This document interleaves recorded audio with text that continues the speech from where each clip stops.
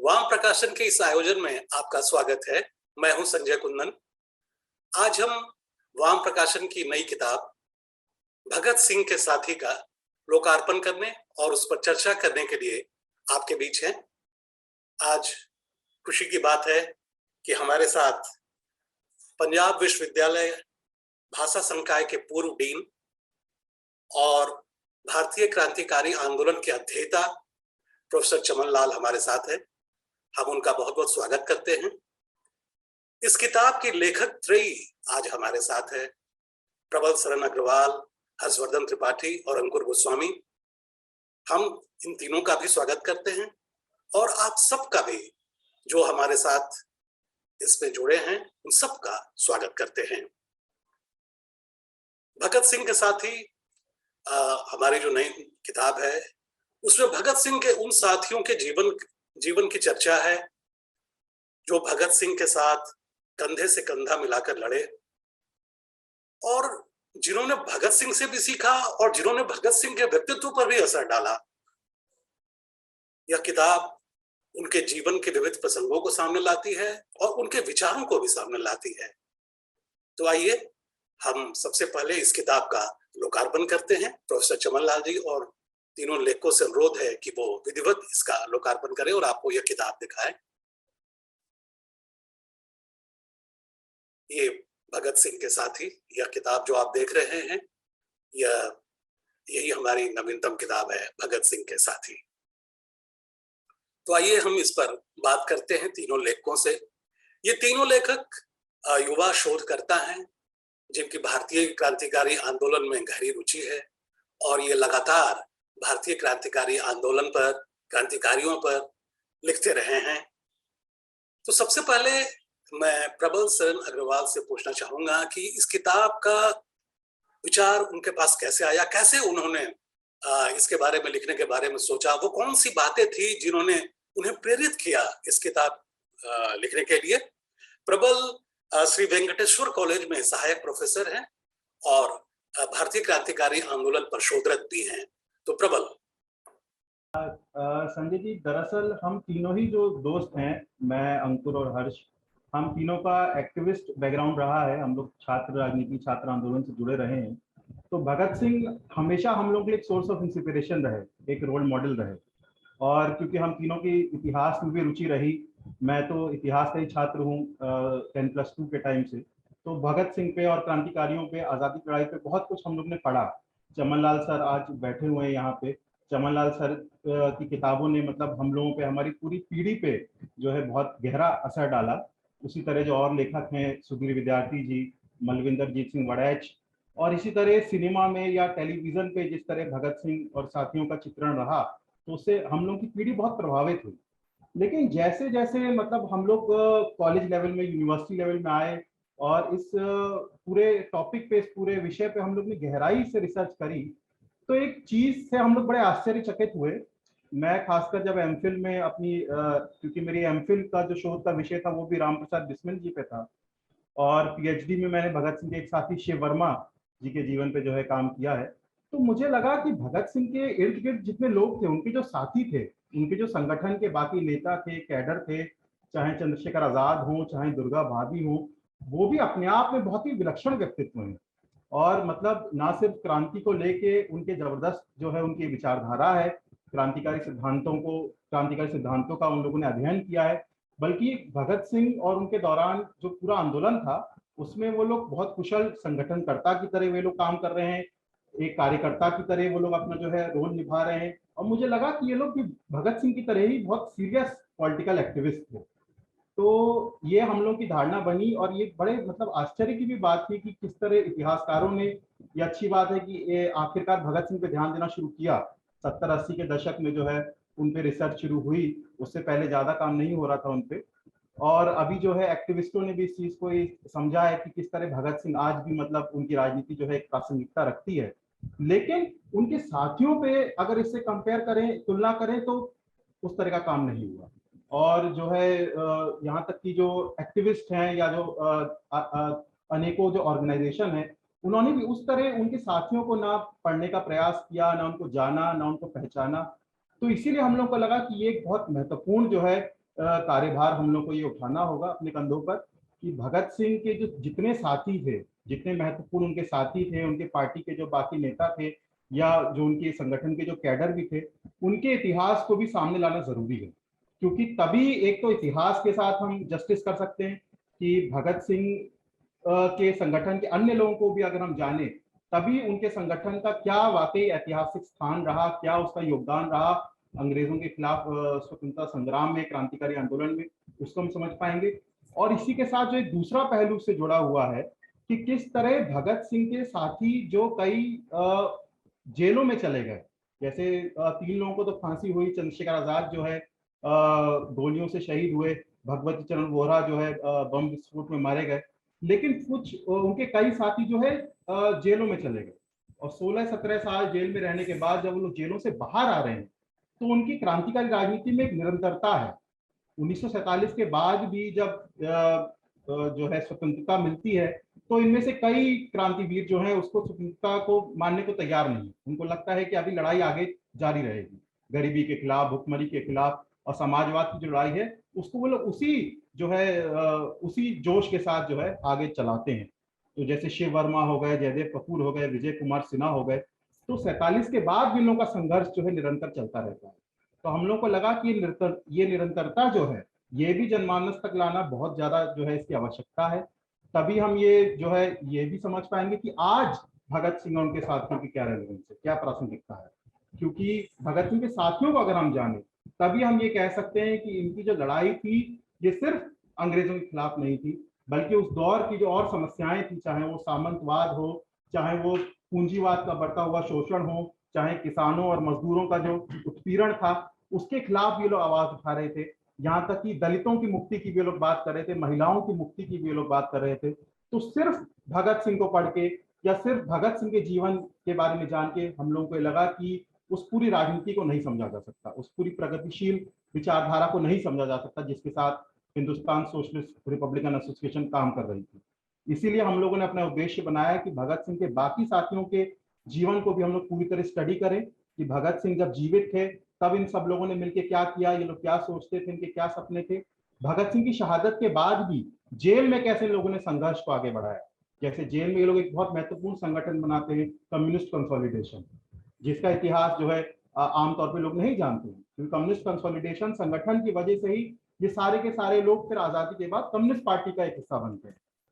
फिर एक दूसरी चीज 47 के बाद मजदूर आंदोलन में, किसान आंदोलन में, छात्र आंदोलन में, सांस्कृतिक आंदोलन में, जैसे शिव वर्मा जो है नया पत्रिका जो आज भी चलती है उसके संस्थापक रहे हैं, ये यशपाल हो गए, वे बहुत बड़े लेखक रहे, विजय कुमार सिन्हा वे एक यशस्वी पत्रकार रहे। तो इस तरह इन लोगों का जो योगदान है आजादी के बाद भी निरंतर वो जारी रहा और अपने आखिरी समय तक ये लोग जो है समाजवाद का झंडा उठाए रहे। तो इसीलिए यही हम लोग का आइडिया था कि आज के दौर के जो एक्टिविस्ट हैं, जो भगत सिंह को अपना रोल मॉडल मानते हैं, वो उनके साथियों के बारे में भी जाने, उनसे भी प्रेरणा प्राप्त करें और उनके भी जो विचार हैं, चाहे भगवती चरण वोहरा जैसे लोगों के क्रांतिकारी विचार हों या सुखदेव ने जो बड़ी जो आइडियोलॉजिकल बातें लिखी हैं, कुछ कुछ हम जो है अपनी किताब में हम लोग ने उन चीजों को उठाया भी है, तो उन सब चीजों को जाने। इसी के साथ आजाद जैसे लोग, चंद्रशेखर आजाद जो भगत सिंह की पार्टी के कमांडर इन चीफ थे, मतलब भगत सिंह के संगठन के सेनापति थे, लेकिन उनको क्यों वो महत्व हम इतिहासकारों ने या हम एक्टिविस्टों ने या भगत सिंह को मानने वालों ने नहीं दिया। तो ये चीज मतलब हम लोग को बहुत जो है अचरज में डाल देती थी। तो इसीलिए हम उनके जीवन में गहराई से गए, आजाद के जीवन में भी, और उसके आजाद के जीवन के बारे में कुछ जो स्टीरियोटाइप थे, यानी कुछ लोगों की जो गलत फहमियां थी, उनको भी हमने दूर करना जो है अपना कर्तव्य समझा। जैसे क्योंकि जनेयू वो जनेयू पहने हुए उनका एक चित्र है, तो कई लोग उन्हें कट्टर ब्राह्मणवादी मान लेते हैं। लेकिन जैसे हम लोग अपनी शोध के समय हम लोग ये पता लगा पाए कि उस चित्र का कंटेक्स्ट क्या है, क्या संदर्भ है।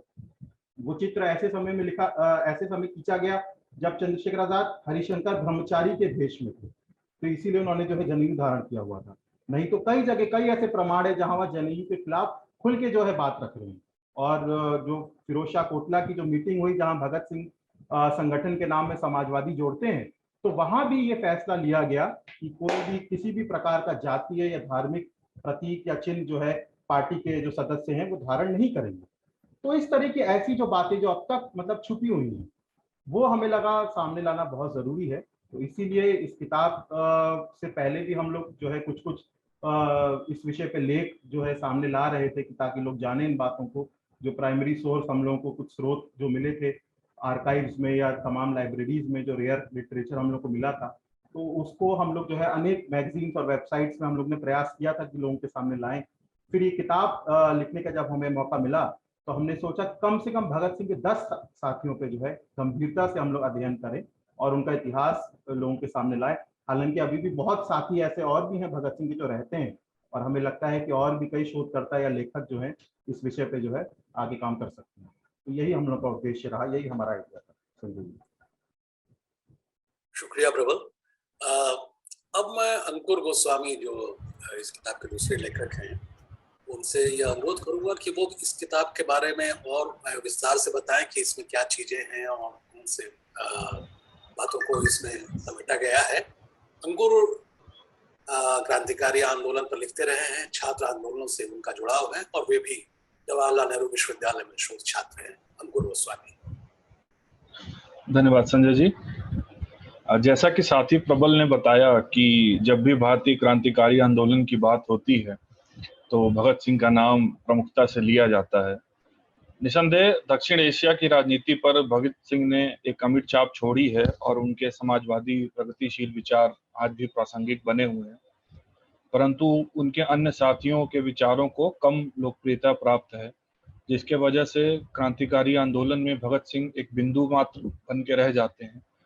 तो हमारा प्रयास ये था कि इतिहास के पन्नों से हम ये निकाल के लाएं कि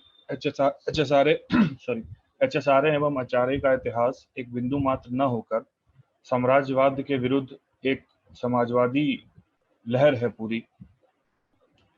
और ये पुस्तक एक ऐसे दौर की दास्तान है जो काकोरी की घटना से प्रारंभ होकर श्रीमती दुर्गा देवी बोहरा यानी दुर्गा भाभी के बनाए हुए शोध केंद्र पर जाकर समाप्त होती है, जाकर रुकती है। और यह पुस्तक यह दर्शाती है कि क्रांतिकारी न सिर्फ अपने आदर्शों के लिए हंसते हंसते फांसी पर चढ़ सकते हैं, बल्कि उन आदर्शों के लिए गुमनामी में रहकर जीवन भर लड़ भी सकते हैं।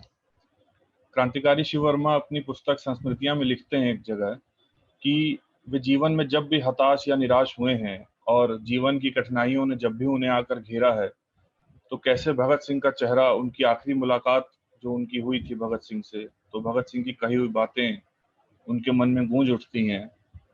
और जहां भगत सिंह शिव वर्मा को उनके पार्टी का नाम प्रभात से संबोधित करते हुए यह कहते हैं कि मैं तो अपना काम करके अब जा रहा हूँ, मेरा जीवन इतना ही था, परंतु तुम लोगों को अब इससे भी कठिन काम करना है। तुम लोगों को जीवन भर किसान मजदूर आंदोलनों से जुड़कर क्रांति की राह में अपने आप को खपाना है, तो तुम लोगों का जीवन तो अब कठिनाइयों से जो भरा जीवन है वो तो अब शुरू होगा।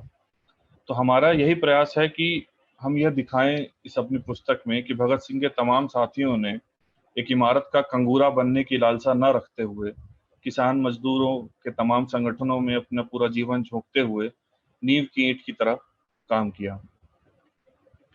भगत सिंह के साथियों के रूप में हम 20वीं शताब्दी के पूर्वार्ध में बेहद जुझारू राजनीतिक किरदारों से अपने पाठकों से मिलवाते हैं, जहां हम देखते हैं कि एक और चंद्रशेखर आजाद जैसे कुशल सेनापति और सुखदेव जैसे आदर्श संगठन करता है, तो दूसरी ओर शिव वर्मा, विजय कुमार सिन्हा और भगवती चरण वोहरा जैसे बुद्धिजीवी भी हैं।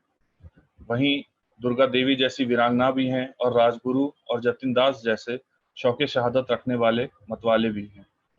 इस पुस्तक में जगह के अभाव के चलते सदाशिव मलकापुरकर और भगवान दास माहौर, यशपाल आदि जैसे अन्य क्रांतिकारियों को हम जगह नहीं दे पाए।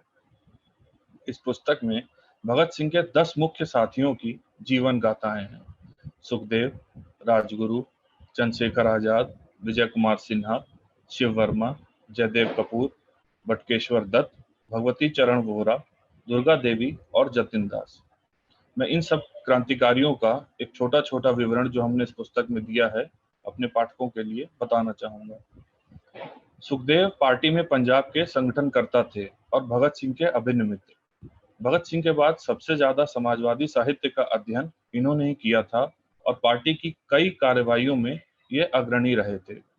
सैंडर्स को मार गिराने में इन्होंने अहम भूमिका भी निभाई और लाहौर केस के बंदियों की ऐतिहासिक भूख हड़ताल में सबसे आगे रहे और भगत सिंह और राजगुरु के साथ फांसी चढ़े। चंद्रशेखर आजाद, जैसा कि हम सब जानते हैं, पार्टी के कमांडर इन चीफ थे और बेहद विषम परिस्थितियों में पले बढ़े थे। इन्होंने राम प्रसाद बिस्मिल के दौर से ही अचार्य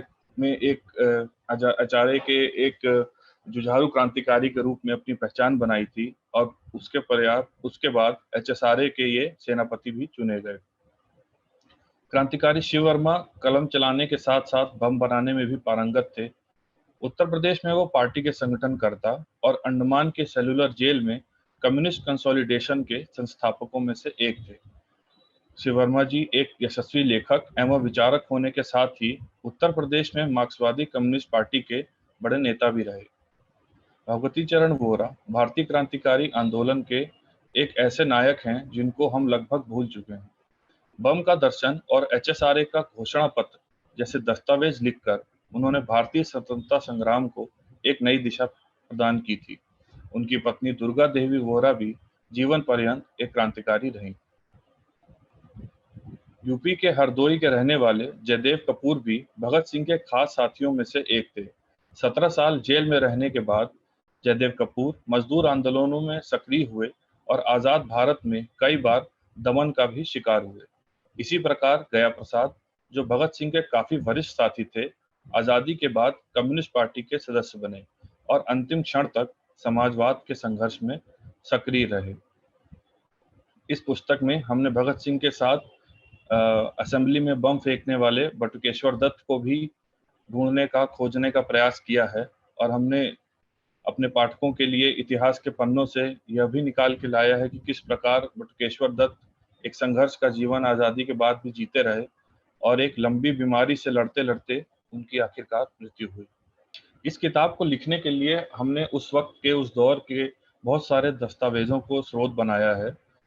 अनेक क्रांतिकारी मुकदमों के कागजात, उस दौर में छपी अखबार, पत्र पत्रिकाएं, क्रांतिकारियों के समकालीन लोगों के संस्मरण, साक्षात्कार तथा स्वयं इन क्रांतिकारियों द्वारा रचित साहित्य हमारे लिए बहुत मददगार साबित हुआ। हमारी उम्मीद है कि यह किताब देश के प्रमुख क्रांतिकारियों के जीवन और विचार को गहराई से जानने तथा भारतीय क्रांतिकारी आंदोलन के स्वरूप को समझने में मदद करेगी। शुक्रिया अंकुर। एक किताब जब सामने आती है तो यह उत्सुकता बनी रहती है कि इसकी रचना प्रक्रिया क्या रही, किन परिस्थितियों से गुजरकर किताब लिखी गई, किस तरह से संपर्क किया गया, कैसे चीजें सामने आई। तो इस किताब को लिखने में के अनुभव क्या रहे इन युवा लेखकों के और कौन सी प्रक्रिया अपनाई गई, तो इन सब पर प्रकाश डालने के लिए मैं हर्षवर्धन त्रिपाठी को बुला रहा हूँ। हर्षवर्धन JNU में शोधरत हैं और वो भी भारतीय क्रांतिकारी आंदोलन पर लगातार लिखते रहे हैं। हर्षवर्धन त्रिपाठी। सभी साथियों को नमस्कार। जैसे कि किताब 3 लेखकों ने लिखी है और जब भी एक से ज़्यादा व्यक्ति होते हैं तो कोऑर्डिनेशन करने की एक बहुत क्वेश्चन बहुत इम्पोर्टेंट होता है।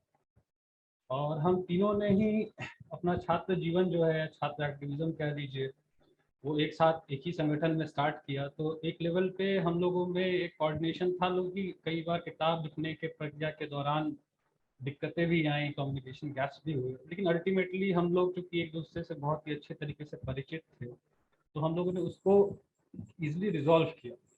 और चूँकि हमारा ऑलरेडी एक बैकग्राउंड रहा है, हम लोग बहुत लंबे समय से लिखते आ रहे हैं क्रांतिकारियों पे, तो हमारे पास उनसे जुड़े जो साहित्य हैं, जो क्रांतिकारियों के संस्मरण हैं, जो लेटर्स हैं और प्रोफेसर चमन लाल सर यहाँ पे हैं, इनके द्वारा जो स्थापित भगत सिंह आर्काइव्स है, उससे हम लोग को बहुत ही मदद मिली।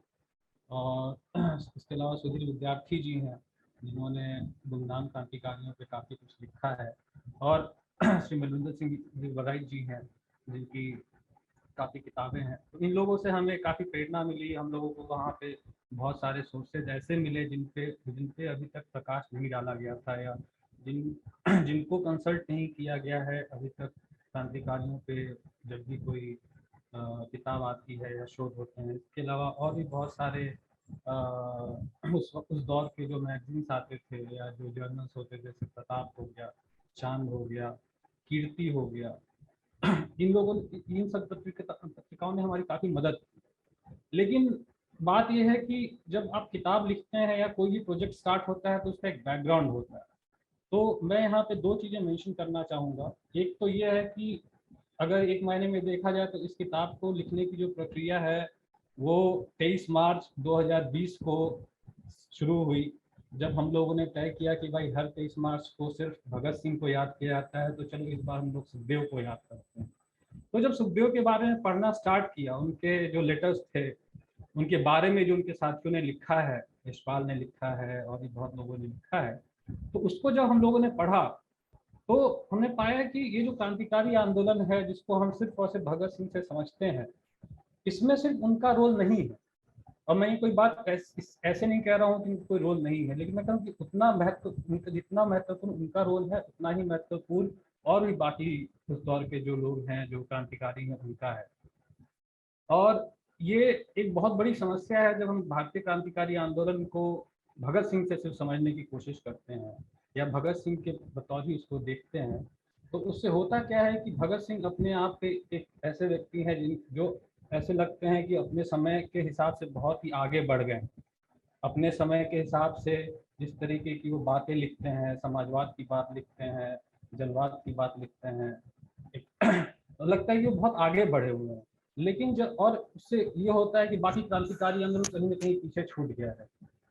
लेकिन जब आप हमने जिन किताबों में जिन क्रांतिकारियों के बारे में लिखा है, जैसे विजय कुमार सिन्हा हो गए, आपके सुखदेव हो गए, भगवती चरण वोरा हो गए, उन लोगों को जब हम पढ़ते हैं, उनकी रचनाओं को जब पढ़ते हैं, तो हमको पता लगता है कि कलेक्टिव एफर्ट है।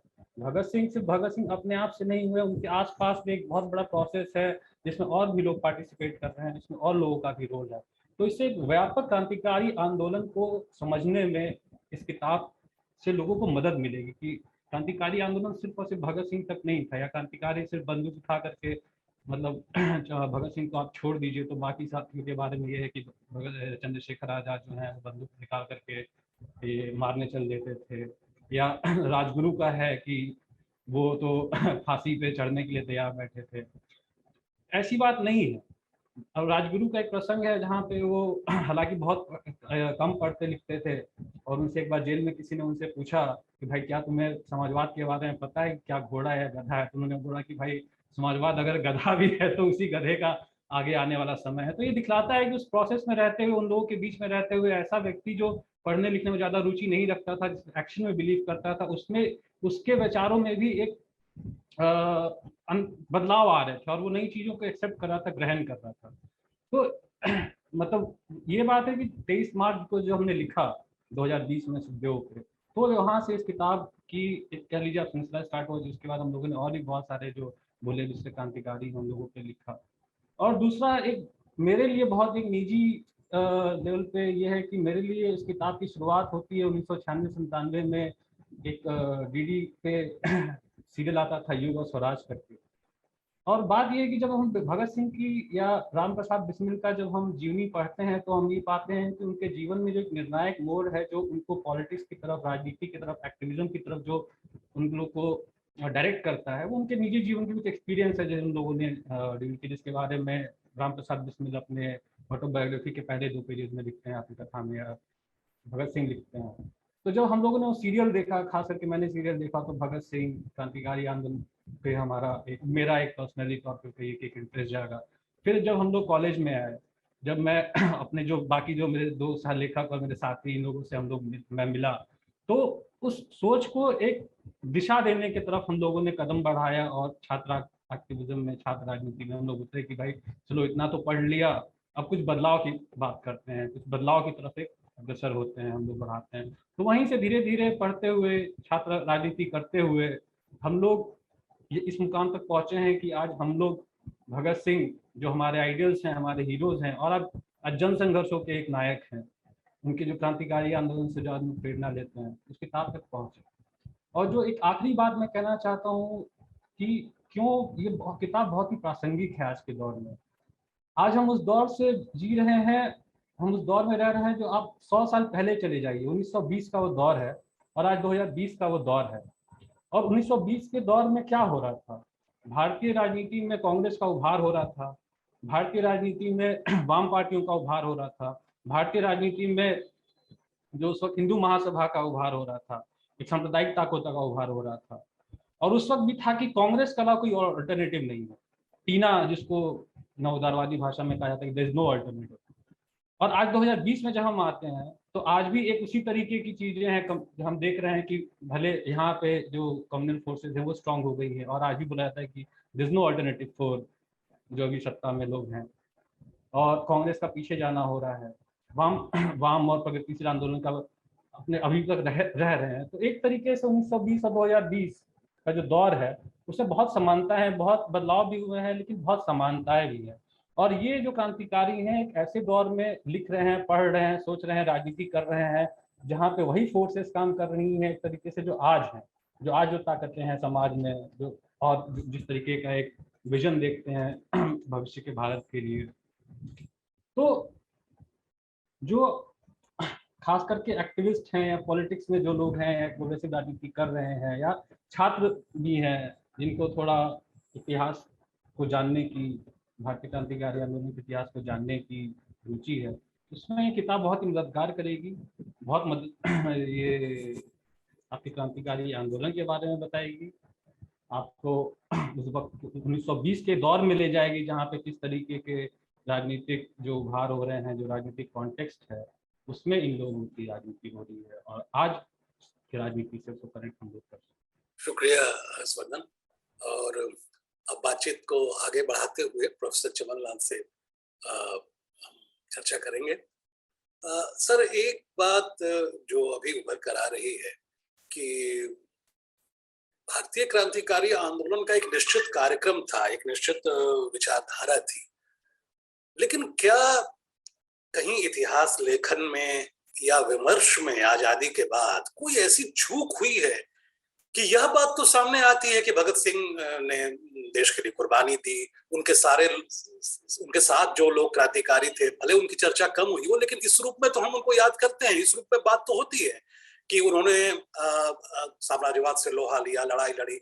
लेकिन जो उनका विचार है, वो जिस तरह का समाज चाहते थे, जिस तरह का व्यवस्था चाहते थे, जो संघर्ष आगे भी करना चाहते थे, उस पर बात कम हुई है। वो ऐसा क्या लग रहा है? ये इतिहासकारों से कहीं चूक हुई है या क्या वजह हो सकती है? इस पर तवज्जो क्यों नहीं दी गई? सबसे पहले मैं वाम और तीनों युवा लेखकों को इस पुस्तक के लेखन के लिए और प्रकाशन के लिए बधाई देता हूँ।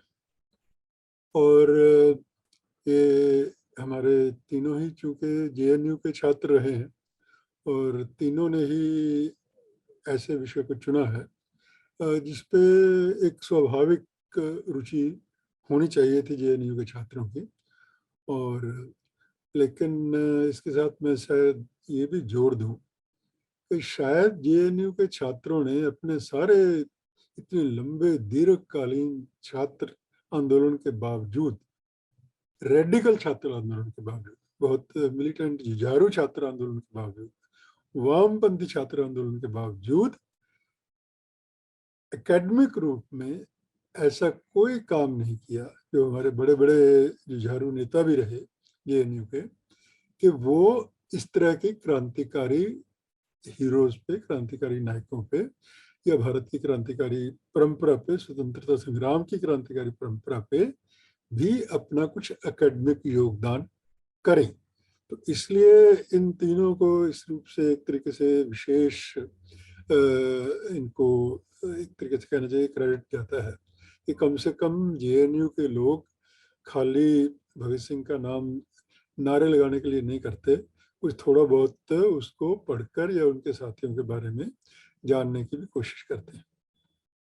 अब मैं आपको थोड़ा सा बताऊं कि ये एक विचित्र बात है कि जो लोग अपने जीवन काल में, माने 1931 में भगत सिंह की फांसी के साथ लगभग कहना चाहिए कि HSRA का पूरा एक अध्याय ही खत्म हो जाता है, लेकिन 1926 और 1931 के बीच, और विशेष तौर पे 1928 और 1931 के बीच आप हिंदुस्तान भर का किसी भी भाषा का कोई भी अखबार उठा लीजिए, आर्काइव में जाइए, नेशनल लाइब्रेरी कलकत्ता जाइए और जगहों पे जाइए, जाके पुराने उस दौर के अखबारों को देखिए, वो अंग्रेजी के हों, हिंदी के हों, तो भारत की तमाम भाषाओं के। आपको फ्रंट पेज बैनर हेडलाइन इन लोगों के बारे में मिलती है, इन क्रांतिकारियों के बारे में मिलती है। और इनकी सबकी जो है भगत सिंह की लोकप्रियता या भगत सिंह के साथियों की लोकप्रियता ये उस समय से स्थापित हुई। ये आज ये ऐसा नहीं कि आज के सोशल मीडिया ने इनको कुछ ज्यादा स्थापित किया, नहीं, इनकी एक स्थापना एक हीरोज के रूप में या एक बहुत आंदोलन में अपनी सक्रियता के रूप में उस दौर से हुई।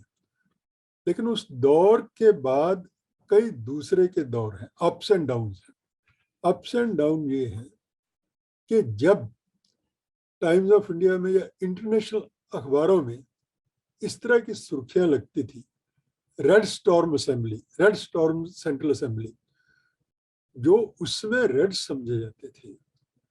बाद में क्या हुआ कि 31 के बाद जब एक तो बहुत सारे साथी जो भगत सिंह के थे वो जेलों में थे और उनका लेखनी बंद थी, उनका लेखन कार्य नहीं हो रहा था, और बाहर जो है कांग्रेस का बड़ा आंदोलन चल रहा था, और दूसरे एक तीसरी धारा जो सांप्रदायिक विचारों पर आधारित थी, कम्युनलिज्म पे आधारित थी, जो धर्म आधारित राज्य स्थापित करने वाली धारा थी, वो भी अपना खुले में काम कर रहे थे।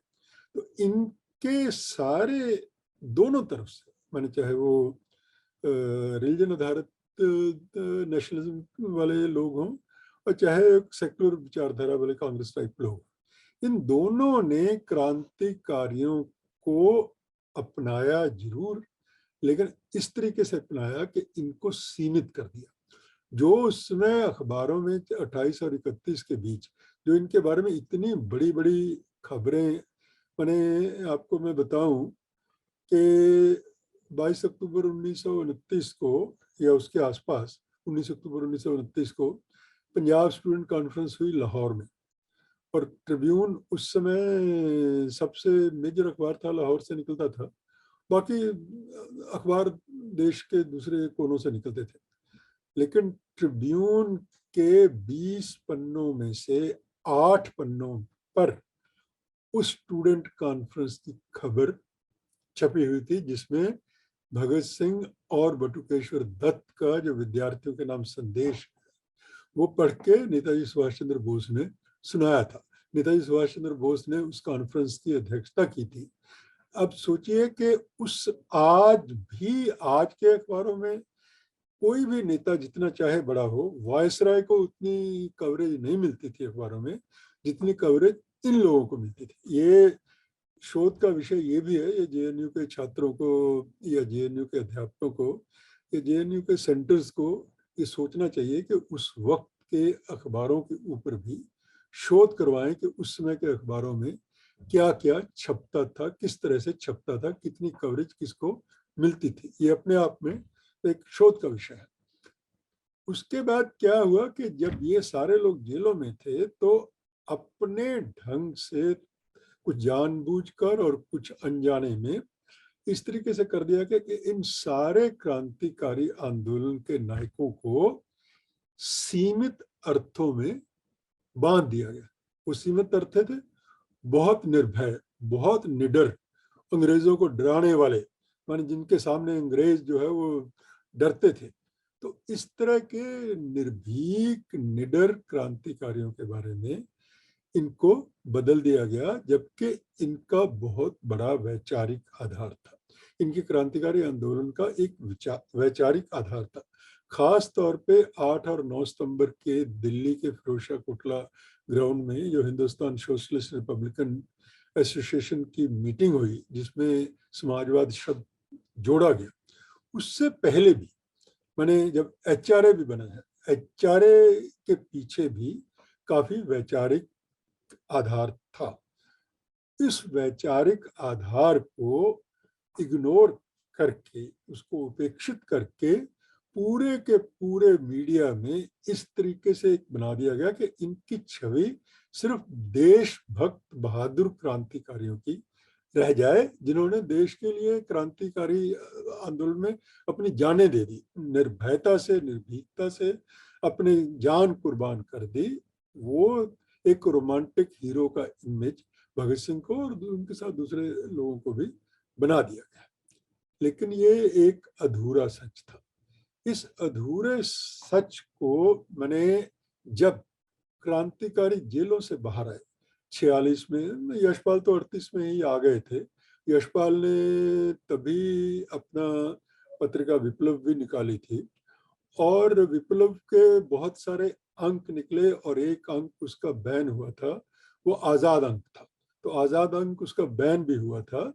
तो वो उस तरीके से मैंने वो अपने संस्मरण भी लिखने लगे, उनके विप्लव में भी छपने लगे और भी कई जगह इस तरीके की चीज़ें छपने लगी थी।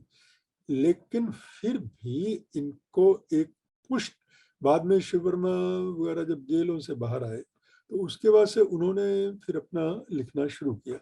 राजेंद्र प्रसाद वारियर की किताब का उल्लेख किया हुआ है प्रबल ने, तो ये सारे किताबें लिखने शुरू हुई, छपने शुरू हुई। मैं आपको अपनी व्यक्तिगत उदाहरण ही देता हूँ।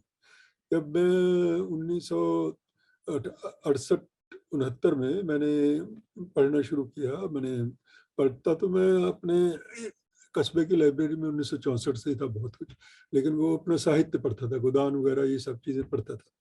लेकिन एक हिंद पॉकेट बुक्स ने उसमें एक योजना चलाई थी, अब आप वाम के लिए भी ये उपयोगी अनुभव होगा कि 8 रुपए में वो 9 रुपए की किताबें देते थे। 8 रुपए आप दीजिए महीने का, तो आपको 9 रुपए की 1 रुपए की किताब उसमें मुफ्त डाल के देंगे। तो मैं उस हिंद पॉकेट बुक्स का, एक स्कूल में टीचर था, हिंद पॉकेट बुक्स का मैं सदस्य बन गया और सदस्य बन गया। उसमें जो एक किताब में मुझे आई उसमें, तो वो मनमथनाथ गुप्त की भारत के क्रांतिकारी थी।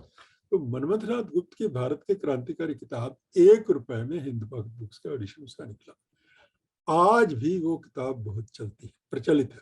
अब वो हिंद पॉकेट बुक्स तो बंद हो गया, अब पता नहीं उसको किसने लिया है और कौन उसको निकाल रहा है, लेकिन हिंद, ये भारत के क्रांतिकारी की आप तुलना कुछ हद तक आपकी इस भगत सिंह के साथी किताब से कर सकते हैं, क्योंकि भारत के क्रांतिकारी जो किताब छपी 68 या 69 में, तो उसमें 16 या 18 क्रांतिकारियों के रेखा चित्र हैं, छोटे छोटे 4-4, 5 पन्नों में, 7-7 पन्नों में। लेकिन मनमथनाथ गुप्त खुद क्रांतिकारी जीवन से आए हुए थे। अगर मान लीजिए किसी ने भारत के क्रांतिकारी आंदोलन का एक बहुत अच्छा और वस्तुगत इतिहास लिखा है, तो उसका श्रेय मनमथनाथ गुप्त को है, जिन्होंने खुद उम्र कैद भोगी, उनके भाई ने, मनमोहन गुप्त ने उम्र कैद भोगी। लेकिन उनकी किताब जो अंग्रेजी में पीपीएच ने कभी छापी थी और कभी उसका रिप्रिंट नहीं किया, मैं हैरान हूं क्यों नहीं किया, दे लिव डेंजरसली, वो सबसे महत्वपूर्ण किताबों में है। लेकिन हिंदी में भी उनका भारत के क्रांतिकारी आंदोलन का वैचारिक विकास या वैचारिक इतिहास, वो एक मोटी किताब है जिसको आत्माराम एंड सन से, या राजपाल आत्माराम एंड सन से है शायद, तो उन्होंने छापा हुआ है, वो बहुत महत्वपूर्ण है। उसके बाद से अजय घोष ने अपने मेमोइर्स लिखे, शिव वर्मा ने संस्मृतियां लिखी, यश की धरोहर जैसे इन 3 लेखकों ने लिखी है। तो वैसे 3 क्रांतिकारियों ने मिलकर लिखी, भगवान दास माहौर, सदाशिव मलकापुरकर और शिव वर्मा, उन्होंने यश की धरोहर लिखी। तो ये सारी की सारी किताबें ऐसी हैं जो बहुत ही लोकप्रिय किताबों में से हैं। आज भी इनके प्रकाशक जो है, इन किताबों को खूब बिक्री होती है इन किताबों की। लेकिन उसमें एक जो हुआ ये कि ये सब खुद क्रांतिकारियों द्वारा क्रांतिकारियों के बारे में लिखी गई किताबें थी। उसका नतीजा क्या हुआ कि हमारी जो देश की 47 के बाद व्यवस्था बनी, आप जानते हैं कि जो एक बेस है जिसको हम कहते हैं पॉलिटिकल इकोनॉमिक बेस है, उस पॉलिटिकल इकोनॉमिक बेस के ऊपर जो आधार बनता है, जिसको कल्चरल, हम कुछ फाउंडेशन उसकी कहते हैं, कल्चर उसको कहते हैं, तो उस आधार को जैसा बेस होता है उसकी ही वैचारिक, एक तरीके से कहना चाहिए हेजमनी, उसके कल्चर बेस पे निकलती है। तो कांग्रेस का राज था, तो कांग्रेस ने अपने जो पॉलिटिकल बेस को, उसका जो कल्चरल बेस जिसका पार्ट हिस्ट्री है, सोशल साइंस है, इन सब चीजों में क्रांतिकारी आंदोलन को वो जगह नहीं दी जितनी अपनी कांग्रेस के आंदोलन को दी। मतलब जाहिर है उसमें अच्छा, अब ये 3 तरह की धाराएं थी। एक धारा रिलीजन बेस्ड नेशनलिज्म की थी, वो भी 1925-26 में पैदा हुई। एक धारा कांग्रेस की सेकुलर किस्म की धारा थी जो ऑल इंक्लूसिव थी, जिसमें सारे धर्मों के लोग, सारी जातियों के लोग, सारी वर्गों के लोग, सामंतों से लेकर खेत मजदूरों तक या फैक्ट्री मजदूरों तक, वो तमाम इंक्लूसिव एक धारा थी, लेकिन जिसके ऊपर वर्चस्व जो है वो सामंतों और पूंजीपतियों का था, वैचारिक वर्चस्व। लेकिन उस वैचारिक वर्चस्व के खिलाफ लड़ने वाले लोग कांग्रेस के अंदर के थे, और उसमें जवाहरलाल नेहरू थे, सुभाष चंद्र बोस थे, इस तरह के तमाम लोग थे। तो ये 3 धाराएं एक साथ, कांग्रेस की धारा इन तीनों से पुरानी धारा है। लेकिन 25 के आसपास मान लीजिए एक रिलीजन आधारित धारा पैदा हो जाती है, वो जिन्ना और दूसरे लोग उनको पैदा कर रहे हैं। दूसरी इसके बरक्कस क्रांतिकारी वैचारिक धारा भी उसी वक्त चल रही होती है। माने शिव वर्मा ने अपनी किताब जो भगत सिंह के दस्तावेज उन्होंने पहली बार अपनी तरफ से संपादित किए थे, तो उसमें क्रांतिकारी आंदोलन का वैचारिक विकास 1897 से लेकर चाफेकर बंधुओं से लेकर 1946 तक के नौसैनिक विद्रोह तक को उसमें कवर किया।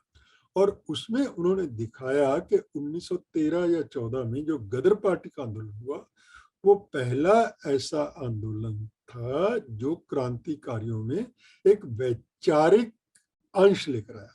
उससे पहले का आंदोलन जो था वो सिर्फ ये है कि भारत माता जंजीरों में जकड़ी है और उस भारत माता को हमें जंजीरें तोड़ देनी है। एक भावुक किस्म का, एक बहुत कमिटेड थे लोग, बहुत उसके लिए कुर्बान होने के लिए तैयार थे। खुदराम बोस से लेके चाफेकर बंधुओं से लेके तमाम लोग उसमें फांसियों पे चढ़े, शहीद हुए, सब कुछ हुए। लेकिन उनका कोई वैचारिक रूप ये था कि बस अंग्रेज हैं जिन्होंने भारत माता को जंजीरों में जकड़ा हुआ है। एक वो पुराना रविंद्रनाथ टैगोर का चित्र है, मैंने फटी हुई साड़ी में भारत माता, उसी को जंजीरों में जकड़ा हुआ दिखाया जाता था। और उसी पे एक भावुक था कि उसमें ये था कि बस हमें क्रांति कर देनी है और उसके लिए हमें अंग्रेजों की हत्या करनी पड़े या अंग्रेजों को मारना पड़े, जो भी करना हो, और हमें फांसी पे चढ़ना पड़े, तो सब कुर्बानी की। लेकिन पहली बार 1914 का जो गदर पार्टी आंदोलन हुआ, जो अमेरिका से शुरू हुआ, तो उसने रिपब्लिकन इंडिया का एक कॉन्सेप्ट दिया, यूनाइटेड स्टेट्स ऑफ इंडिया, क्योंकि वो अमेरिका में रहते थे और अमेरिका में यूनाइटेड स्टेट्स ऑफ अमेरिका था। तो क्योंकि उसके 50 स्टेट्स थे, और जिस तरीका जो उन्होंने अपने अमेरिका में देखा, और अमेरिका आज का अमेरिका नहीं था, उस तरह का अमेरिका इंपीरियलिस्ट जो आज है वैसा अमेरिका नहीं था। तो उन्होंने देखा कि भाई ये जिस तरह का ये लोग आज़ादी से रहते हैं, तो ऐसे भी हमारा भी देश वैसे ही बहुविध है, बहुत स्टेट्स है, बहुत सारी संस्कृतियां हैं, बहुत सारी भाषाएं हैं। तो यूनाइटेड स्टेट्स ऑफ इंडिया का कंसेप्ट उन्होंने दिया। और इसके बाद जो अगला स्टेप था वो HRA था। तो हिंदुस्तान रिपब्लिकन एसोसिएशन, जो काकोरी कांट और अशफाक उल्लाह, राम प्रसाद बिस्मिल वगैरह, इन सब ने उसको हिंदुस्तान में एक दूसरा रूप दिया। और फिर जो HSRA था, ये उसका अगला विकास था, तो जिसमें समाजवाद फिर उनका एक ध्येय बन गया। तो ये कहना चाहिए कि 25-26 में आते आते ये 3 धाराएं एक साथ चल रही थी। अब इसमें 2 धाराओं के बीच द्वंद्वात्मक संबंध था, माने कांग्रेस की सेकुलर धारा और क्रांतिकारियों की धारा, ये द्वंद्वात्मक था। दोनों एक दूसरे की आलोचना भी करते थे, दोनों एक दूसरे का साथ भी देते थे। माने ये नहीं है कि, लेकिन तीसरी धारा के साथ इन दोनों धाराओं का कोई संबंध नहीं था। लेकिन कहना चाहिए कि पहली रिलीजन बेस्ड धारा और कांग्रेस की धारा, इनका भी थोड़ा बहुत आदान प्रदान चलता था, क्योंकि वो रिलीजन बेस्ड वाले लोग कांग्रेस के अंदर भी थे। लेकिन ये क्रांतिकारियों का इनके रिलीजन बेस्ड वालों से संबंध नहीं था, लेकिन कांग्रेस के साथ संबंध था। ये एक गलत धारणा फैलाई जा रही है कि ये रिलीजन बेस्ड धारा से क्रांतिकारियों का कुछ संबंध था। संबंध कई मामलों में हुआ है, लेकिन वैचारिक रूप से नहीं हुआ है। तो वैचारिक रूप से जो संबंध हुआ वो कांग्रेस के साथ हुआ, कांग्रेस के साथ उनका। तो यार क्योंकि ये बहुत लंबी बातचीत हो जाएगी, तो मैं ये कहना ये चाहूंगा कि जब हिंदुस्तान आजाद हुआ, उसकी शैक्षणिक अवस्था बनी, अपना एजुकेशनल सिस्टम बना, तो उसमें इस क्रांतिकारी वैचारिक धारा को उपेक्षित किया गया हिस्ट्री से, सोशल साइंस से। और उसमें दिलचस्प बात यह है कि जेएनयू को ही ये क्रेडिट जाता है, जिसके प्रोफेसर बिपिन चंद्रा ने पहली बार 1972-73 में वाई एम एन एथियस्ट की भूमिका लिख के, तो उसको भगत सिंह को एक सोशलिस्ट पर्सनैलिटी के रूप में स्थापित किया। लेकिन हैरानी की बात यह है कि उसी सेंटर फॉर हिस्टोरिकल स्टडी ने, ना तो बिपिन चंद्रा के अंडर किसी स्टूडेंट ने ये क्रांतिकारियों के बारे में कोई शोध की 1973-74 से लेके 2008, 9, 10, 11 तक जब इन छात्रों ने शोध की है, और ना ही उनके जो अध्यापकों ने। जब वहां पे उससे दिलचस्प बात यह है कि जब विदेशों में क्रिस मोफट ने कैम्ब्रिज यूनिवर्सिटी में भगत सिंह पे थीसिस लिख दिया, कामा मैकलिन ने सिडनी से, ऑस्ट्रेलिया से अपना काम करना शुरू कर दिया, विदेशों ने जब इस तरह से भारतीय क्रांतिकारियों को फोकस में रखा और इनको स्थापित किया कि ये बहुत महत्वपूर्ण एक धारा है, तब जाके हमारे यहाँ भी ये एक तरीके से कहना चाहिए हमारे भारतीय इतिहास के ऊपर या भारतीय सामाजिक अध्ययन के ऊपर, सोशल साइंसेस के ऊपर एक रिफ्लेक्शन है कि हमारे यहाँ क्या, जब विदेशों में कुछ होने लगे तभी हम अपने यहाँ सब करेंगे, और उससे पहले नहीं करेंगे। उससे पहले उसको खाली सीमित अर्थों में रख देंगे कि क्योंकि वो लोग अजय घोष या सोहन सिंह जोश या मनमथ नाथ गुप्त, आप उनके लिखे इतिहास को इतिहास ही नहीं माने। उनके जो संस्मृतियां हैं, उनके जो वो एक लिविंग हिस्ट्री है, उस लिविंग हिस्ट्री को आप इतिहास नहीं माने। हमारे ही संस्थाओं के इतिहास विभागों ने कभी उसको इतिहास के रूप में ट्रीट नहीं किया। जब मैंने ये सब, बिपिन चंद्रा को भी फल बहुत, मेरी प्रेरणा तो एक तरीके से बिपिन चंद्रा थी। जब मैंने एक भारत के क्रांतिकारी मैंने पढ़ा 1970 में, और मैं उससे इतना प्रभावित हुआ कि उसको मैंने उसी वक्त पंजाबी में अनुवाद करना शुरू कर दिया, अपनी मातृभाषा में अनुवाद शुरू किया। 18 के 18 लेख उसके, वो देशभक्त यादें गदर पार्टी मेमोरियल जालंधर से बाबा गुरमुख सिंह ललतों, द लीजेंडरी गदराइट जो थे, जो हथकड़ियों समेत कूद गए थे मैंने गाड़ी से, तो उनके संपादन में निकलता था। तो उसमें हमने वो सारी सीरीज छपवाई। लेकिन उसके ऊपर ये कि उसके अंक सारे आज भी नहीं मिलते, मेरे पास 5-6 लेख सुरक्षित हैं अभी। लेकिन क्योंकि पुलिस का डर इतना था कि जिस तरह से ये कहा जाता है कि विजय कुमार सिन्हा ने जो भगत सिंह की पूरी राइटिंग थी, जो उनको कुमारी लज्जावती ने सौंप भी दी थी, तो उन्होंने कहा कि किसी समय 42 के आंदोलन में या किसी समय इतना पुलिस का आतंक था कि हमने वो सेफ कस्टडी के लिए किसी अपने मित्र को दे दी और उस मित्र ने उसको जला दिया। ये मैंने एक उनके बारे में ये एक धारणा है, या कही जाती है उनके पत्नी ने, श्री राज्यम सिन्हा ने, एक quest for sacrifice Vijay Kumar Sinha के ऊपर बहुत अच्छी किताब भी लिखी हुई है। लेकिन यही चीज आजाद भारत में देशभक्त यादें जैसे गदर पार्टी के लोग द्वारा निकल गई पत्रिका, उसके ऊपर भी इतना भारत की पुलिस का आतंक था कि वो देशभक्त यादा के पुराने अंक ही गायब हो गए। मैंने कई बार अखबारों में उसके बारे में विज्ञापन भी दिया कि पुराने अंक अगर मिल जाएं, तो नहीं मिले, आज तक नहीं मिले। तो ये कहने का मतलब ये है कि ऐसा एक सामाजिक विज्ञानों में, इतिहास में भारत की शैक्षणिक व्यवस्था की कमियों की ओर भी इंगित करता है कि इसको कैसे उपेक्षित किया गया। अब जैसे मैं चूंकि ये तो बहुत लंबी बातचीत हो जाएगी, लेकिन मैं ये कहना चाह रहा हूँ कि इन लोगों ने, इन तीनों युवा शोधकर्ताओं ने पहली बार, मान लीजिए जैसे प्रबल ने शिव वर्मा के ऊपर शोध करने की शुरू किया, तो शिव वर्मा के ऊपर सामग्री कहाँ है? शिव वर्मा के जो उनकी बहुत सारी राइटिंग छपी हुई तो 2 ही मिलती हैं, संस्मृतियां मिलती हैं, मौत के साय में मिलती है, और 5 छोटी पुस्तकें मार्क्सवादी जो पुस्तक माला है वो मिलती हैं उनकी। उसके अलावा तो उनका कुछ छपा हुआ मिलता नहीं, लेकिन उनकी रचनाएं बहुत सारी, एक पूरा वॉल्यूम अंग्रेजी में बन जाता है, 4 वॉल्यूम उनके हिंदी में बन जाते हैं। तो वो सारी की सारी फाइलें हमारे भगत सिंह केंद्र में रखी हुई हैं, क्योंकि उनकी प्रतियां हमें क्रांति कुमार कटियार, मैंने क्रांति कुमार कटियार जो डॉक्टर गया प्रसाद कटियार के बेटे हैं, तो उन्होंने शिव वर्मा के घर से कोशिश करके हमें प्रति उसकी ला दी थी।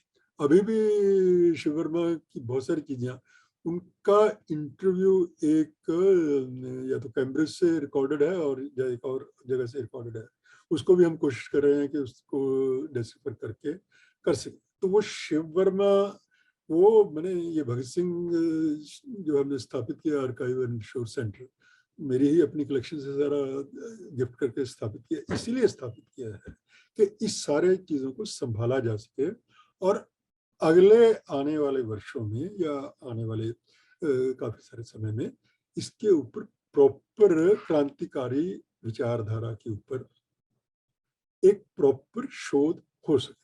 तो मैं एक बार फिर तीनों शोधकर्ताओं को, हालांकि मैं आपको और भी बता सकता हूँ, कुछ चर्चा चलेगी तो उसमें बताऊंगा भी।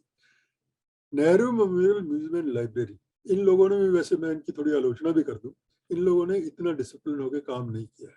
इतना डिसिप्लिन होकर काम करना चाहिए था, उतना डिसिप्लिन होकर काम नहीं किया। मैंने 3 मूर्ति में नेहरू मेमोरियल म्यूजियम में भगत सिंह के कम से कम जानने वाले या उनके संपर्क में आने वाले 100 के करीब ऐसे लोगों के बड़े लंबे इंटरव्यूज हैं। सबसे बड़ा स्रोत क्रांतिकारियों के ऊपर या स्वतंत्रता संग्राम के ऊपर शोध का वो Nehru memorial museum and library ही है। नेशनल आर्काइव भी है, लेकिन Nehru memorial museum and library सबसे बढ़िया, सबसे अच्छा स्रोत है। लेकिन उसके बाद से नेशनल आर्काइव आता है। उसमें हमारा Bhagat Singh archive and resource centre तो बहुत छोटा स्रोत है, लेकिन ये बहुत जिसको कहना चाहिए कि इजीली उपलब्ध स्रोत है। इसमें जो है वो सारी चीजें, छोटा सा सेंटर है और छोटी सी सारी चीजें अलग अलग आंदोलनों को ध्यान में रखते हुए अलग अलग रखा गया। लेकिन नेहरू मेमोरियल म्यूजियम तो उतना बड़ा संस्थान है और उसमें इंटरव्यूज इतने जबरदस्त है। 400 पन्नों के शिव वर्मा का 400 पन्ने का इंटरव्यू है, जयदेव कपूर का 400 पन्ने का इंटरव्यू है, दुर्गा भाभी का इंटरव्यू है, कुमारी लज्जावती का 300-400 पन्नों का इंटरव्यू है। तो ये अपर्णा वैदिक ने जो अभी चंद्रशेखर आजाद की किताब निकाली है, वेटिंग फॉर स्वराज, तो वो सारी उसी पे आधारित है, नेहरू मेमोरियल म्यूजियम लाइब्रेरी की। तो ये हमारे जेएनयू के छात्रों को थोड़ा, मैंने जो एक्टिव जुझारू छात्र आंदोलन करते हैं ना, तो थोड़ा डिसिप्लिन्ड रिसर्चर भी बनना चाहिए। ये मैं कहना चाहूँगा। अच्छा काम किया है इन्होंने, इसको शुरुआत अच्छी की है, लेकिन इसको और आगे बढ़ाने की ज़रूरत है। मैं यहीं पे अपनी बात एक बार समाप्त करता हूँ, फिर उसके बाद से आप चर्चा में जैसा चाहे। आपने काफी महत्वपूर्ण बातें कही है। बस एक बात करके मैं चर्चा करना चाहूंगा कि जिस तीसरी धारा की बात हो रही थी, रिलीजियस धारा की, वो अभी सत्ता में है और वो अभी भगत सिंह को अपना नायक घोषित करती है और वो भी जनता पर कुछ इस तरह से प्रभाव डाल रही है कि जैसे कि वो उसी, मतलब वो उसके ही नायक हैं वो। दूसरी बात ये है कि आज का जो युवा वर्ग है वो कहीं न कहीं पुनरुत्थानवादी और इस धारा से बहुत ज्यादा गहरे अर्थों में प्रभावित है। तो ऐसे में क्या चुनौती सामने है कि क्या किया जाए फिर ऐसे में, जो हम सब उन क्रांतिकारी आंदोलन को आगे बढ़ाने, उनके विचारों को बहुत बड़ी चुनौती है, बहुत बड़ी चुनौती है और बहुत जटिल परिस्थिति है। मैंने जितनी सरल परिस्थितियां 20 साल पहले थी, जब सोशल मीडिया नहीं था, सोशल मीडिया के आने से, इंटरनेट के आने से, अब इसको जो चाहे कहिए, एक बहुत क्वालिटेटिव चेंज पूरी वर्ल्ड की सोसाइटीज में आई है। मैंने, जैसे हर टेक्नोलॉजिकल इन्वेंशन के साथ होता है या साइंटिफिक इन्वेंशन के साथ होता है, उसके अच्छे और बुरे दोनों पहलू होते हैं। और मैंने, एटम जो है वो बहुत अच्छी शक्ति भी है, लेकिन उससे न्यूक्लियर बम भी बनते हैं।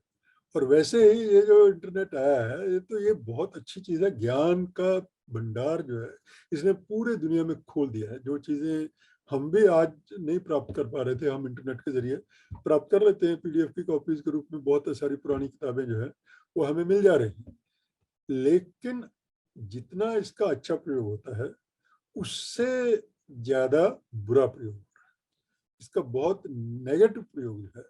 अच्छा, वो इतनी बड़ी वैचारिक लड़ाई है क्योंकि हेजमनी उनकी है। हेजमनी जो है वो कहना चाहिए कि 90% उस पर सोशल मीडिया पे नियंत्रण या उसको हेजमोनिक जो शक्ति है वो नेगेटिव है, और उसको रेजिस्ट करने वाली शक्तियां मुश्किल से 10% हम कह सकते हैं।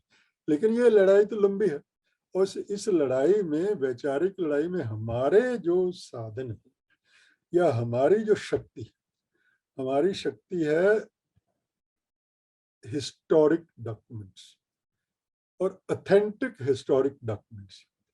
ऑथेंटिक हिस्टोरिक डॉक्यूमेंट्स को ऑथेंटिसिटी के साथ सामने लाना, और फिर उसका जो भी हम जो दूसरी शक्तियां उपयोग करते हैं जिस इंटरनेट का, उसी इंटरनेट का हमें भी प्रयोग करना है।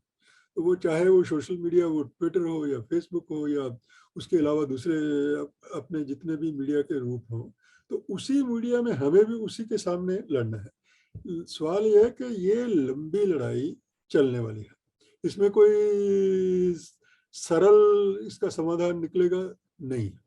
बहुत लंबा समय शायद झेलना पड़ेगा, बहुत लंबा समय झेलना पड़ेगा वाम, या जिसको कहना चाहिए कि जो प्रोग्रेसिव फोर्सेस हैं या प्रगतिशील फोर्सेस हैं, उनको झेलना पड़ेगा।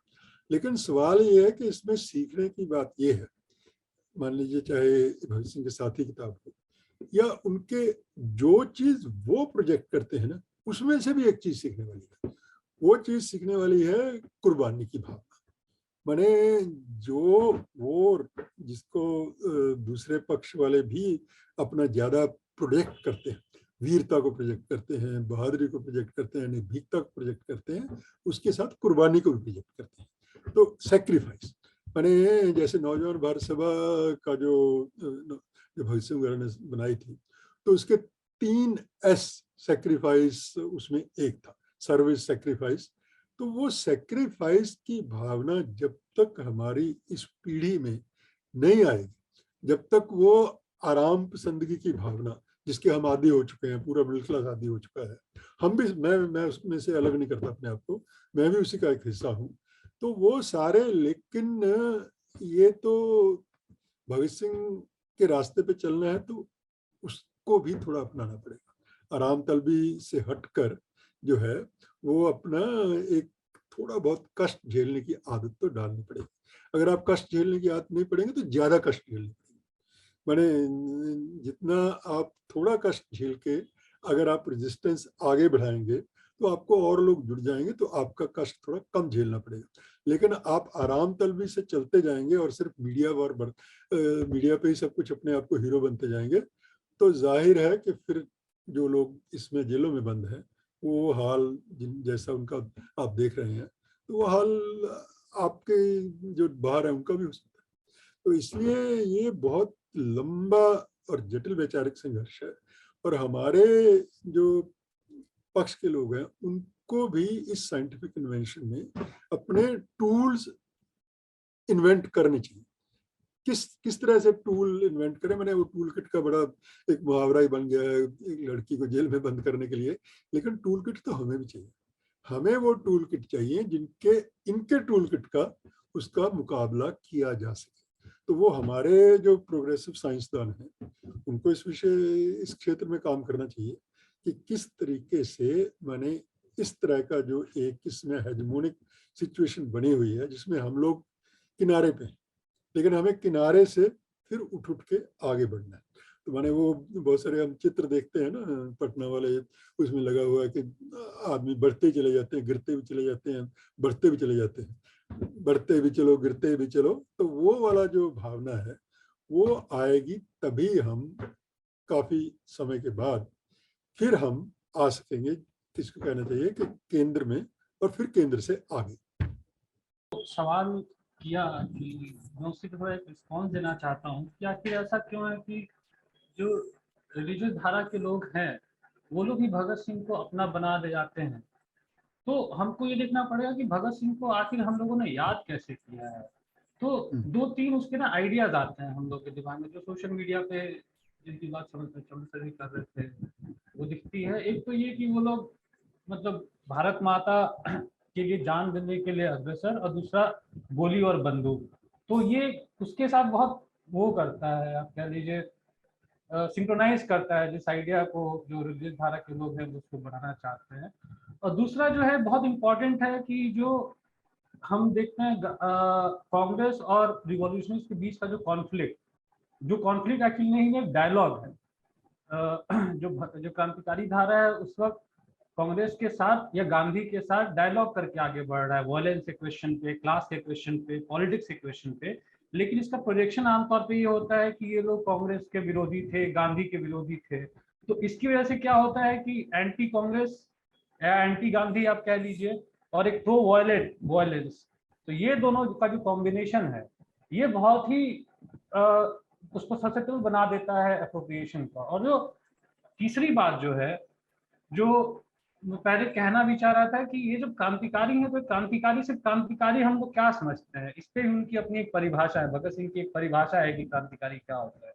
मैं बस एग्जांपल देना चाहता हूँ कि जब ये लोग क्रांतिकारी हैं तो उसको आत्मसात कर रहे हैं।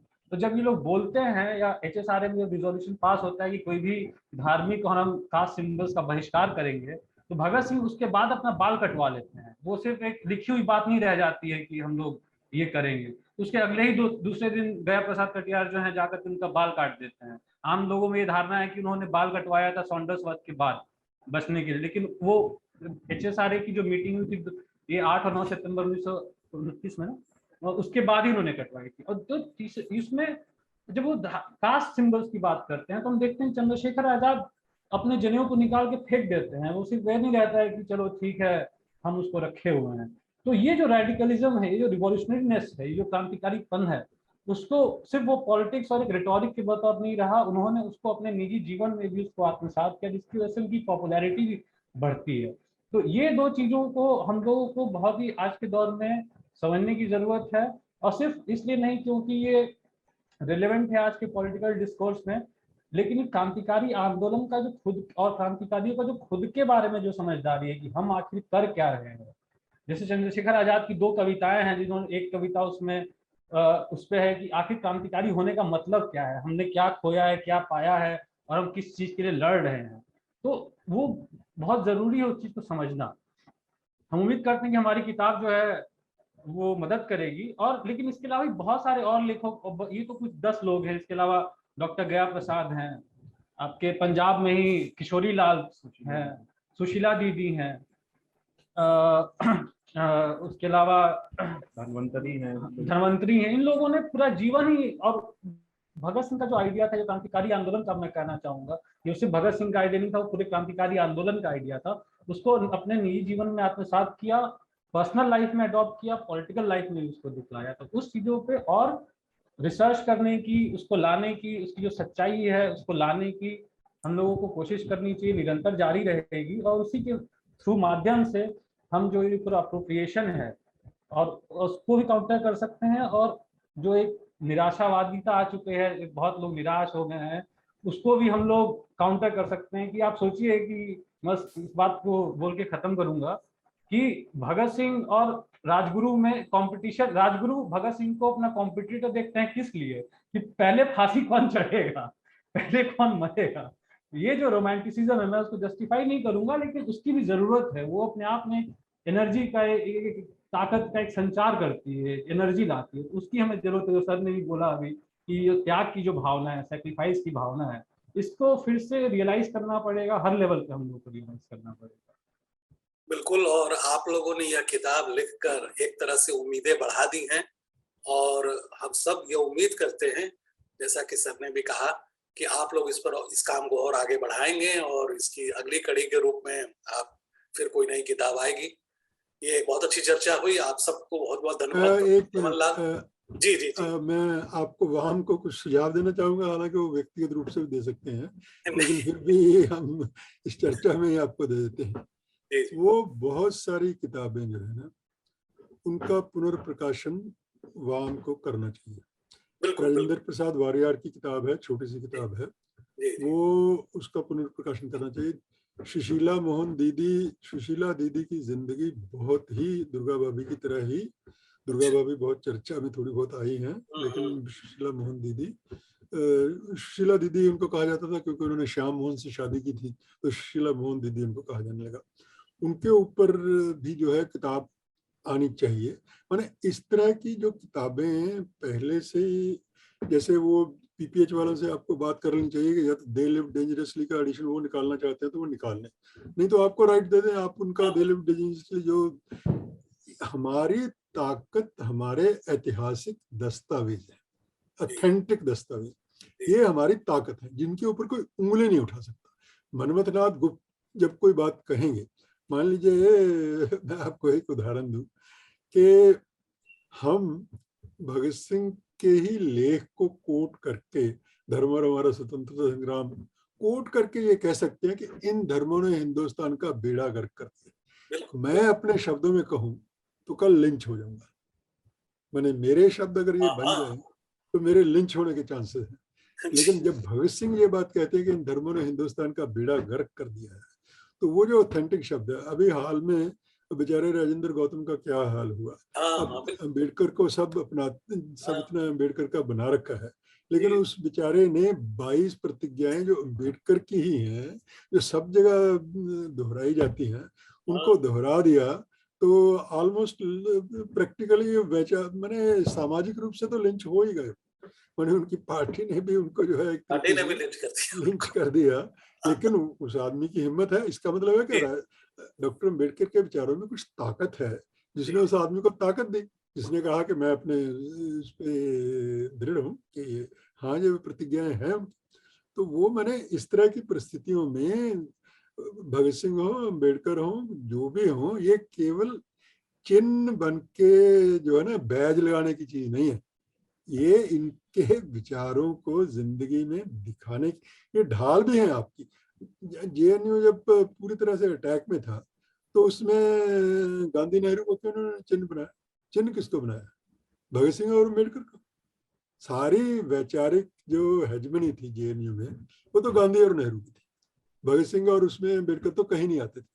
लेकिन जब रेजिस्टेंस की जरूरत पड़ी तो कौन बने चिन्ह? ढाल कौन बने? तो ढाल भगत सिंह और अम्बेडकर बन गए। तो उसको केवल ढाल बनाई है जरूर, लेकिन ढाल उनके विचारों के साथ बनाई है। ऐसा नहीं कि उनकी थोड़ी बहुत हेजमनी भी मानी। तो तब जाके तब आपकी रेजिस्टेंस को भी ताकत मिलेगी। अगर आप खाली चिन्ह के रूप में इस्तेमाल करेंगे तो वो भी जानते हैं, दूसरे पक्ष भी जानता होता है कि इनके अंदर कोई ताकत नहीं है, तो वो फिर आपको कुचल देंगे। तो अम्बेडकर भगत सिंह को अगर अपनाना है तो उनको विचारों के साथ, और हमारे पास तो ये है कि हमारे पास ज्यादा अनुशासित, एक कहना चाहिए कि मानसिक अनुशासित, जब आप साइंटिफिक थिंकिंग के आदमी हो तो आपके अंदर मानसिक अनुशासन ज्यादा होना चाहिए। वो आपके अंदर वो लिंच वाली प्रवृत्ति नहीं होनी चाहिए। आपके अंदर तो वो प्रवृत्ति होनी चाहिए कि हम इनका धीरज से डॉक्यूमेंट के साथ, ऐतिहासिक दस्तावेजों के साथ जवाब देंगे। वक्त लगेगा उसको स्थापित होने में, तो ठीक है, कोई बात नहीं। तो एक लंबा संघर्ष है, वो चलना चाहिए। तो मेरे ख्याल में ये वाम को और लेफ्ट वर्ड को भी अपनी ये भूमिका इसी रूप में निभानी चाहिए कि जितने ऐतिहासिक दस्तावेज हैं उनको सबको सामने ले आए। जो अब जो है आउट ऑफ प्रिंट है या नई सर्कुलेशन में आ रहे हैं, तो वही हमारी बड़ी ताकत है। मैं व्यक्तिगत रूप से भी बताता रहूंगा आपको कि ये आपको लाना चाहिए। बिल्कुल बिल्कुल, हम चाहेंगे कि आपका मार्गदर्शन वाम प्रकाशन को मिले, और आज आपने समय निकाला इसके लिए हम आपके आभारी है। बहुत बहुत धन्यवाद। हम तीनों युवा लेखकों को, प्रबल सिंह अग्रवाल, अंकुर गोस्वामी और हर्षवर्धन त्रिपाठी को भी बहुत बहुत धन्यवाद देते हैं। एक सूचना ये है कि इस किताब का ई बुक भी हमने जारी कर दिया है, और जो लोग ई बुक में इसको पढ़ना चाहते हैं वो हमारी वेबसाइट पर अगले हफ्ते इसको वेबसाइट पर ला देंगे। तो अगले हफ्ते से आप वेबसाइट से उसको खरीद सकते हैं, ई बुक को, जो लोग ई बुक के रूप में पढ़ना चाहें। और आज आप सब जो भी हमारे साथ इस आयोजन में जुड़े, उन सबको बहुत बहुत हम धन्यवाद देते हैं, और आपसे मैं विदा लेता हूँ। नमस्कार।